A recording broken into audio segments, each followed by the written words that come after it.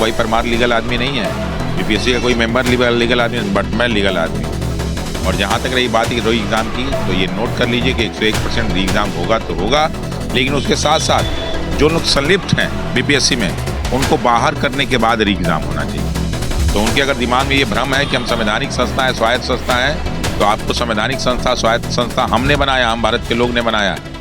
तो जो भी निर्णय ले हम मान्य होगा, सबसे पहले हमारा मान्य होगा, उनका बाद में मान्य होगा। तो ये जैसे एक चींटी आप देखती है ना, एक हाथी देखती हैं, तो चींटी को देख के लगता होगा कि कमजोर है, हाथी क्या कर लेगा, लेकिन जब चींटी हाथी के नाक में घुस जाती है ना, तो उसको बुला जाता है कि हम क्या है।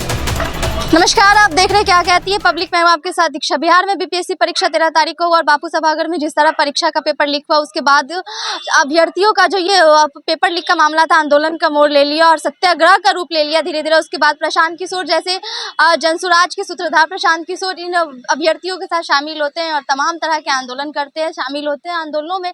और उसके बाद क्या होता है, प्रशांत किशोर 5 दिनों तक आमरण अनशन पर बैठते हैं गांधी मैदान में और प्रशांत किशोर की हालत बिगड़ जाती है और प्रशांत किशोर अस्पताल में एडमिट थे इन दिनों और अब अस्पताल से वापस आ गए। और अब देखा ये जा रहा है कि 72 घंटों का जो अपडेट दिया गया है कि 72 घंटों में अब कुछ होगा और अगली जो प्रतिक्रिया आएगी वो 72 घंटों के बाद आएगी। हमारे साथ रमांशु सर मौजूद है और उसी धरना स्थल पर मौजूद है जहां बीपीएससी के तमाम अभ्यर्थी यहां पर आंदोलन कर रहे थे और उसी जगह पर अब भीड़ तो कम हो गई है, लेकिन कुछ छात्र और रमांशु सर यहाँ पे मौजूद है। क्या लग रहा है जो 72 घंटे का ये जो अपडेट आया है प्रशांत किशोर का, उसमें क्या होगा और जो री एग्जाम है वो होगा या फिर नहीं होगा?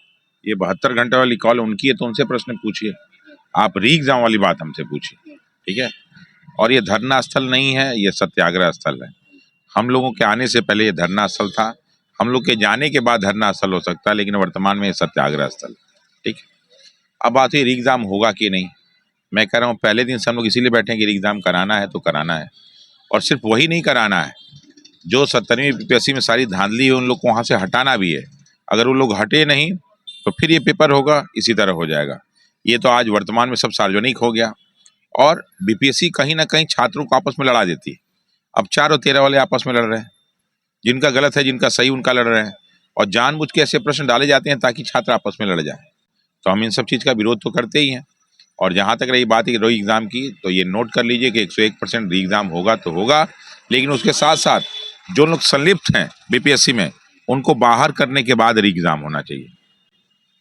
आयोग को जो करना था आयोग ने तो कर लिया ना, 4 जनवरी को उन्हें एग्जाम लेना था आयोग को, आयोग ने ले लिया। मतलब आयोग जो करना चाह रही है वो कर रही है, लेकिन अभ्यर्थी जो चाह रहे हैं री एग्जाम वो तकरीबन 1 महीने से नहीं हो पा रहा है, तो आगे होगा कि?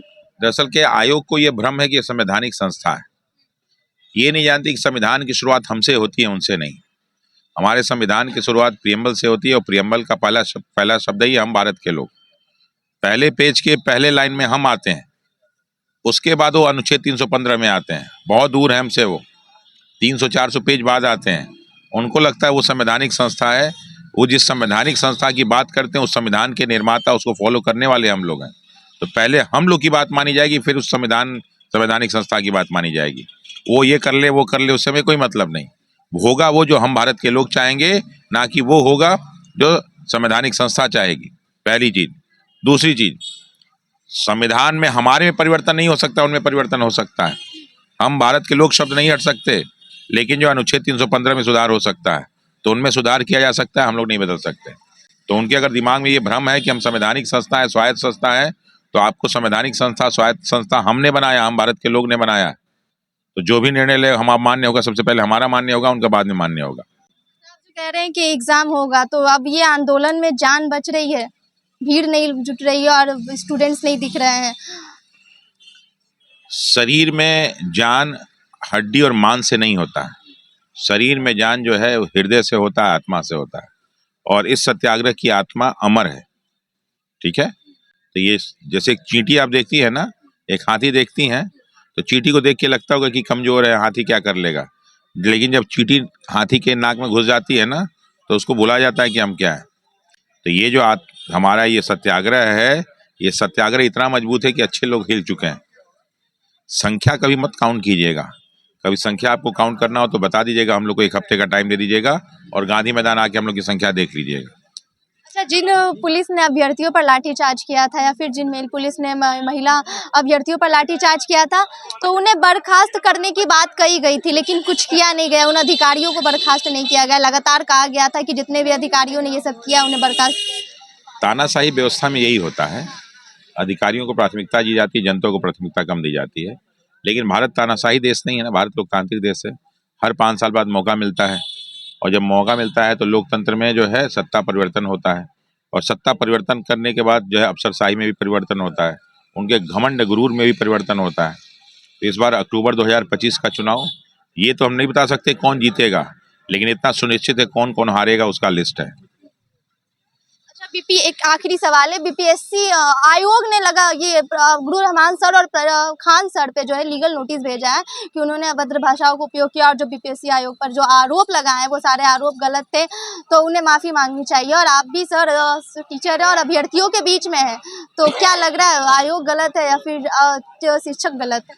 उन दोनों के अलावा भी इस बिहार में लाखों टीचर हैं, तो उन दोनों के अलावा अन्य की भी बातें होनी चाहिए। ये उन लोग बात उनसे पूछिए, या आप लोग उसको बड़ा मुद्दा बना देते हैं। जैसे अभी यूक्रेन और रूस का मुद्दा उठ रहा था, तो यूक्रेन वाले पूछने लगे भारत के जो है विदेश मंत्री से कि साहब इस मुद्दे पे आपका क्या कहना है। तो भारत के विदेश मंत्री ने कहा कि यूरोप ये सोचती है कि उसका मुद्दा अंतर्राष्ट्रीय मुद्दा है। वैसे ही आप लोग पत्रकारों के दिल में 2 टीचरों का मुद्दा अंतर्राष्ट्रीय मुद्दा बन जाता है साहब। उसके अलावा भी बहुत सारे टीचरों के साथ जो है एट्रोसिटीज हुई है। उन दोनों को लीगल नोटिस भेजा गया। ऐसा कैसे आपको मालूम? आपने पेपर पढ़ा क्या?